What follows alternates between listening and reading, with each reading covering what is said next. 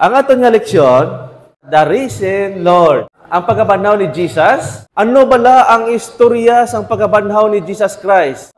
Gibutangan nila silyo nga hindi kina pwede matandog.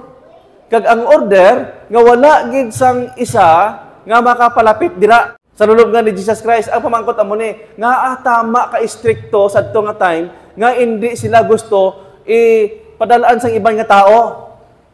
Anong tinutuyo? Kag sa left and right, sang istorya sini mga utod, sa lulubngan ni Jesus Christ, may sundalo gid dira nga hangaway, nga nagabantay gid, nga kung hindi ka gabantay, hindi ka gid kapalapit. Lalo na nga magtandog sang silyo. Okay. Ano ang buot silingon sini? Kay ang gusto ni Satanas, no? Si Satanas ang author sini Ang lulubngan ni Jesus Christ, ang gusto ni Satanas nga dapat silinga wala gid sang may makaabre sang lulubngan sang Dios. Siguraduhon ni Satan nga hindi na siya kagwa.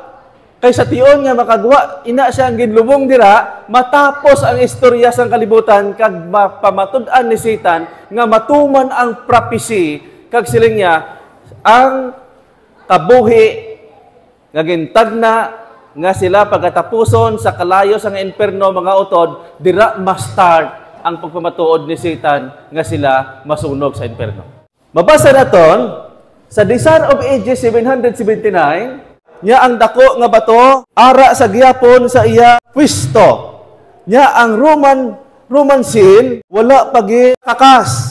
Ang Roman guard dayon sa pagbantay kag may ara pagid nga hindi makita nga mga watcher. Buot silingon. Aside nga may mga tao nga nagabantay sa palibot, may Roman soldier dira nga nagabantay sa among bato sa lulubngan ni Jesus Christ. Ang istorya sa Desire of Ages, may ara pagid nga mga watcher nga hindi makita. Buot silingon siling sang prophecy. Si Satanas nag-assign sang mga angel o kung fallen angel, mga manugtunda ni Satanas, sila nga nagbantay sa palibot. Ang ikaduwa nga pagbantay pagid ni Satanas, sa ibabaw pagid sang lulubngan ni Jesus Christ, wala sa may makita nga tao nga damo-damo dito nagalibot nga mga angel ni Satan. Ara record basahin niyo Desire of Ages page 779. Kag sila nga kadamaan sang evil angel, sila nga nagtipon sa lulubngan ni Kristo. Nabalaan naton nga sa tong paglubong kay Jesus Christ, wala sang isa nga may nakakita nga damo-damo angel ni Satan. Ang record sa prophecy naghambal. Kag sila nga pagid. Sila nga apang ginpalibutan man ini sang mga angel gikan sa langit, sila nga nagahulat sa pag-welcome sang Prince of Life. Sila nga aside nga si Satan nagbutang man sang mga angel o kung mga devil nga hindi makita, sila nga ang langit, buot sigon, magsiling kita, gina-address sa prophecy nga ang langit, buot sigon, ang God the Father, nagpadala man sang mga angel nga sila nga mag-guard. Kag nagahulat nga siya magagawa ang natawag Prince. Magsiling kita nga Prince, si Jesus Christ, Prince of Life. Pero sa likod sila sa itaasan sa ibabaw nagahulat dito ang mga cherub kag ang mga seraphim nga mga angel kay i-welcome ang Prince of Life. Karon mga utod amo ini. Ang pamangkot paano nabanhaw si Jesus Christ? Alright. Karon basahon ta. Mga utod, ang pagabanhaw ni Jesus Christ are nga ang gwardiya sa mga Roman soldier sila nga nagkalalipong. Gin-address nga daw sa mga patay. Buot silingon, sobra pa sila sa lipong kay gin-address nga mga patay. Kag siling niya, ang mga angel ni Satan, siling niya, naghalawas. Ari mga utod, basahon ta. Karon, gulpi lang nga naglinog, siling mabaskog. Sang nagabantay sila dito, gulpi lang naglinog. Kasi siling Desire of Ages, siling niya, nagbaba Captain Angel. Kapitan sa tanan nga angel, sila niya ang persa, ang gahom. Sa pagpatong niya dito sa duta, kurog ang duta, naglinog ang duta, kag sila niya sabay ang mga daguog kag mga kilat. Kag sila niya, nakita sang mga Roman soldier nga naghugpa o kung nag-abot dito si Angel Gabriel. Kag sila niya diri mga utodo, niya kay ang angel sang Ginoo halin sa langit, nagpaligid sang bato, pag-abot niya, ginkapta niya rin ang bato, kag ginpaligid. Wala gid sang mahimo ang mga Roman soldier, kag sila niya nagpalanagyo sila, ang iban daw nagkalamatay. Sa kakugmat, kag sila niya diri, ang iya nga itsura, sila niya masyado kasilaw nga daw kila. Mga utod, ang dagway ni Angel Gabriel nga gin-design sang Dios, sila niya ginhimo niya nga pag-abot dito sa lulungan ni Kristo, makita ang dagway sang angel. Nga sila niya isa ka hangaway. Buot silingon, ginsuklob sang God the Father ang nahong sang hangaway. Nga wala sang isa, bisan pa si Satan, hindi makapalapit sa amo nga angel, kay sila niya ang iyang dagway, isa ka hangaway. Buot silingon, pag nagpalapit ka dira mga utod, hindi basta-basta, kay basi matunaw ka sang himaya.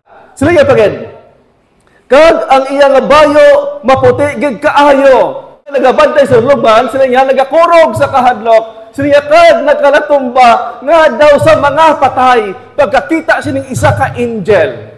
Ang mga gwardya to sa mga Roman soldier, mga utod, nagkalakurog, kag nakalatumba, sila niya kag daw mga patay, arang record. Nagapakilala mo ni. Kadamo-damo sang bantay nga mga tao, dito sa lulubngan, may mga bangkaw pa sila nga ginapasan. Sa ibabaw sa lulubngan, ginlibutan pagayag sa mga devil angel. Mga utod. Pero, isa lang ka angel ang ginpadala sa langit, si Angel Gabriel, tanan-tanan na hawas. Nagpalalagyo. Ang record, mga utod, amo ini. Ang next ini amo niyo. Ang tama katahong. Sila nga, ang iya dagway, hindi ka nga isa ka mortal warrior, niya kundi, iya nga dagway, isa ka mabaskog nga leader sa tanan nga mga angel sang Dios. Pumakon mo. Ang anong iya misyon? Mga utod, sila nga, ini nga messenger ang nagbulos sa posisyon ni Satan. Kag ang mga angel sang kadudulman, nagpalalagyo. Buot silingon, atong gina-assign ni Satan nga mga hangaway nga mga angel na iya panig. Mga makusog, mga maisog, mga itom. Pag-abot sang Captain Angel, sila nga nagpalanagyo, nagkahalawas sila. Sa malipot nga istorya, siling sang Desire of Ages, ako inigin basa, sila nga nagbalalik ang mga angel ni Satan, kag nagsugid kay Satan. Abot, anong tawag nila sa kay Satan? Guro, boss. Amo. Nagpalagyo kami, amo. Tag sila niya, kung basahon ng mga utod, sila niya, sa tuban kaakig ni Satan, nga kamo nagpalalagyo, anong natabo? Siling sang mga ulipon niya, ang mga tao, ang ipadala sa Roman soldiers niya, nagkalipong nga sa patay. Niya kami nagpalalagyo sa himaya, sang angel, nga iyang hanahong, isa ka mga ngaway. Kag silang na Illinois, sa ito nga time, gindeklarar ni Satan, nga nahawas iya nga gahom, kaya dira niya na pamatud-an nga natapos ang prophecy nga wala na sila dapat awayan ni Jesus Christ. Human na mga utod, nga masunog sila sa inferno. Sa tama nga time. Kag sila nga dire, pagkatapos ito, kakas ang nagatabon nga bato sa lulubngan, kag iyagin siling nagapakilala si Angel Gabriel, pagkuha niya sang bato, ginpaligid niya, naghambal ang angel. Nga sila niya, anak sang Diyos. Tingo kayo ni angel. Ang ginambal niya, niya nagsiling, anak sang Diyos. Sila niya, guwa dira ginatawag ka sang imo amay. Kag dito pagkabati ni Jesus Christ. Kag gintawag na siya, dito siya nagwa.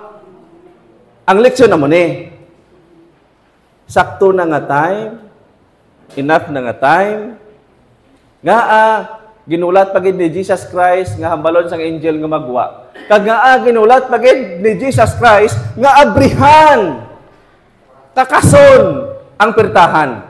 Kag bago siya magwa, kay pwede man himuon ni Jesus Christ, nga natuman na ang tagna, amo na ning time nga dapat igwa, pwede na to ni Jesus Christ ipangtulod. Ang iya lulubngan nga maghawas o kung magwa. Pero ang kanami nga ginhimo ni Jesus Christ kag nagulat nga gwa kana dira, ginahulat kana sang imo amay. Mga utod, anong leksyon? Ang leksyon amo ni.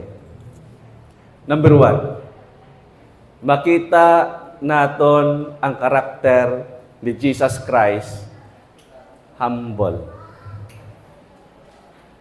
Tama ba din isa? Humble. Ara sa iyang kapasidad nga pwede na way na tawag-tawag kaya ko ni kakasod ng bato, kaya ko ni tunawon. Pero ara siyang pagka-humble. Buot silingon, ginsunod ni Jesus Christ ang program sa langit sa process. Nagapakilala ang aplikasyon, amo ni. Ang aplikasyon, ang iglesia naton karon may ara man program. Ang tama nga iglesia sang Dios nagasunod, nagapaidalom sa aton conference. Tama? Dito ang program nga aton ginasunod. Kapag naglisa ka dira, hindi ka na magpaidalom, imo ya oras ang matuman. May siling nitong conference nga, tipon ta dito, masiling nga, diriling nga kami, wala kaya mga utod nagapaidalom. Si Jesus Christ, nabalaan niya ang program sa langit, ginulat niya gid nga abrihan. Ang resulta sina mga utod, nagaresulta sang karakter ni Jesus Christ kung naras imong pagkaugdang humble. Hindi siya daso-daso. Kag ang kanami sini, ito ta kay Maria. Kag nakita nila nga nagwa si Jesus sa lulubngan, kag iya nga ginproklamar o kung ginproclaim nga sila niya, ako ang pagabanhaw kag ang kabuhi. Ang kadamaan mga anghel nag-amba. Sina nga time, hindi mo makita ang daya nga pino ni Satan kung hindi mo sa studihan. Tama? For example, maboxing ka, kita mo si Pacquiao magboxing. Sila niya, 3 months nga ginalantaw niya, ganda niya kontraon mga video niya nga mga boxing dito, kay para kung ano iya himuon, din siya maagi, nga ina maperdiya. Studihan niya, gid susunod sa 3 ka bulan. Ang pamangkot niya, kita, kilala nga kaaway ta si Satanas. Ang pamangkot, kilala niya si Satanas. Ngalan lang si Satanas, pero wala niyo nakita, iya karakter kung ano, sutod mo ito, taga sa background. Ang karakter kay number 1 ni Satanas, wala sa pagkailam, bisan bata, gamay, lapsag, gusto niya mapatay. Gusto niya talaga tao magmasakit. Gusto niya talaga tao magkaroon ng problem. Gusto niya talaga tao, sila niya hindi maluwas. Gusto niya makanto na sa inferno. Amo nang number 1 ni Satanas. Why Satanas siya kaluoy kasi nga buligan niya ka mapalangit? Hindi na niya sa karakter ni Satan. Amo nang karakter ni Satan. Okay. Mga utod are. The Son of Ages, page 782. Nakita ni Satanas, nga sila niya ang iya ginmanduan niya pagbantay, sila niya nagpalagyo, kag iya nakita nga si Jesus na banhaw, nga patay, sa sinagid kakig. But silingon, nasaksihan ni Satanas ang pagwagid ni Jesus Christ. Kag nabanhaw, kag nakita gid ni Satanas nga si Jesus Christ nagbalik sa langit, nagreport sa God the Father. Buot si Maria maghakos, buot si Maria magtandog kay Jesus Christ. Siling ni Jesus Christ, Maria, ayaw ka magtandog sa akon, kay sa tion magtandog ka sa akon, mapatay ka. Siling niya, kay wala pa ako nakareport sa Father. Ang imo-imoong subong, lakat ka dito sa imo ginalinan, sa akon mga kauturan, isugid mo nga ang Misaya nabanhaw. Kasi niya ako, magakadto sa mga babae, kag mag-report sa God the Father. Pag abot dito ni Maria, sa ilang aduog, dito na si Jesus Christ nag-orient sa mga disipulo. Ang istorya sa Desire of Ages, dito na halin si Jesus Christ sa God the Father nag-report. Pag abot dito na sa iya kauturan, pwede na siya nga makita eyes to eyes, pwede sa matandog nila kay may pahanam, may pamasbat na o kung may basbas na sa God the Father. Kag pwede na siya ito makaptan o kung makaistorya si Maria. Pero sang wala pa siya ka-report, mga utod, hindi pa pwede bisan matandog. Ang pamangkot mo ni, Brad, kung amo gali, Brad, pagkagwa ni Jesus Christ, nagkayap siya sa langit. O tama, aral ni San Obedience, kaya nag-report siya sa God the Father. Nabalaan na ni Satan nga matapos na ang iya tanan nga pakuno-kuno, ang tanan nga binutig, ang ginarian sa kabutigan, tapuson sang Dios. Amen. Ay, do kampi pa mo kay Satanas. Amen. Okay, but sila nga, siya sa ulihi kinahanglan gid nga mapatay. Nabalaan na ni Satan nga siya gid kinahanglan gid mapatay sa tama nga time, sa tama nga proseso. After the loud cry mga utod, dira must start ang pagdasig sang inadlaw kay kwao na kita sang Ginoo. Mga utod, dire natapos aton nga leksyon, background sang the risen Lord. Nga ginkuwatang mga idea nga makuha naton aplikasyon nga ang pinakanami humble. Nagapaidalom sa iglesia. Ang iglesia may mga diakono, may elder, may mga officers. Ang church board ang nagaplano. Kung ang isa ka utod nga may nagapaidalom sa iglesia mga utod, tama lang kasimple. Nakita na ni Satan nga way kagapaidalom. Ang nami dapat aton hibaluon ang tama nga process nga magtamis ang aton nga relasyon sa Ginoo. Habang nga may time pa, habang nga si Jesus Christ ara pa sa most holy place, makita naton ang ginatawag nga kahimayaan, kapayapaan. Kay wala sang sala nga hindi mapatawad, subong kinahanglan, surrender sa Ginoo. Mga utod, ihatag ko ang time sa aton sumaring kay Pastor Quiote. Sa kita kay Brother Pante sa manood niya edukasyon, binigay sa background ng utod sa sinulitan ni Ellen White.